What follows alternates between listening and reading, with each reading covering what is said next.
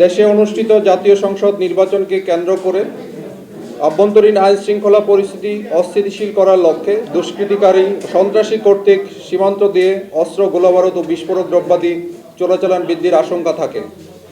এ লক্ষ্যে আসন্ন ত্রয়োদশ জাতীয় সংসদ নির্বাচন উপলক্ষে অস্ত্র, গোলাবারুদ ও বিস্ফোরক দ্রব্যাদির চোরাচালানের সম্ভাবনা থাকায় বর্ডার গার্ড বাংলাদেশের সম্মানিত মহাপরিচালক মহোদয় চোরাচালান বন্ধে আমাদেরকে জোর নির্দেশনা প্রদান করেন।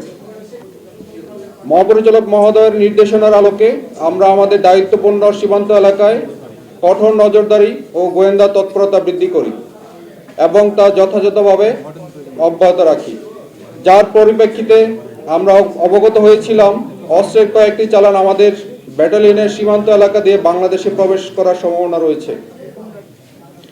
সেই লক্ষ্যে গত 2 মাসে ব্যাটালিয়নের দায়িত্বপূর্ণ 75 কিলোমিটার সীমান্ত এলাকায় নিজস্ব গোয়েন্দা টহল তৎপরতা সহ কঠোর নজরদারি বৃদ্ধি করা হয়। তৎপ্রেক্ষিতে গত 8 জানুয়ারি 2026 তারিখে আনুমানিক রাত 9:40 ঘটিকায় আজমতপুর বিউপির একটি চৌকস টহল দল দায়িত্বপূর্ণ এলাকায় অভিযান পরিচালনা করে 182 3S হতে আনুমানিক 400 গজ বাংলাদেশের অভ্যন্তর হতে মালিকবিহীন 2টি বিদেশি ওয়ান শুটার ও 9 রাউন্ড গুলি উদ্ধার করতে সক্ষম হয়।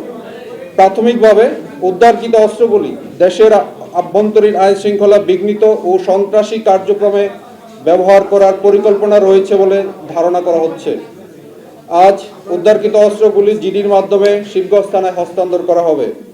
আপনাদের অবগতির জন্য জানাচ্ছি, মহানন্দা ব্যাটালিয়ন আমাদের দায়িত্বপূর্ণ এলাকায় গত 3 বছরে 15 জন আসামি সহ 33টি দেশি বিদেশি পিস্তল, 398 রাউন্ড গুলি, 41টি ম্যাগাজিন আটক করতে সক্ষম হয়েছে। আমি বিশেষভাবে উল্লেখ করতে চাই, দেশের আভ্যন্তরীণ আইন শৃঙ্খলা পরিস্থিতি স্থিতিশীল রাখতে সকল প্রকার প্রচেষ্টা আমরা অব্যাহত রেখেছি। তাই অস্ত্র, গোলাবারুদ ও মাদক যাবতীয় চোরাচালানের বিরুদ্ধে আমরা জিরো টলারেন্স নীতি বাস্তবায়ন করছি। এই বাস্তবায়নের লক্ষ্যে সীমান্ত এলাকায় অপারেশনাল কার্যক্রম বৃদ্ধি করা সহ বিশেষ টহল পরিচালনা করা হচ্ছে, যা আমাদের মৌলিক দায়িত্ব এবং ভবিষ্যতেও চলমান থাকবে।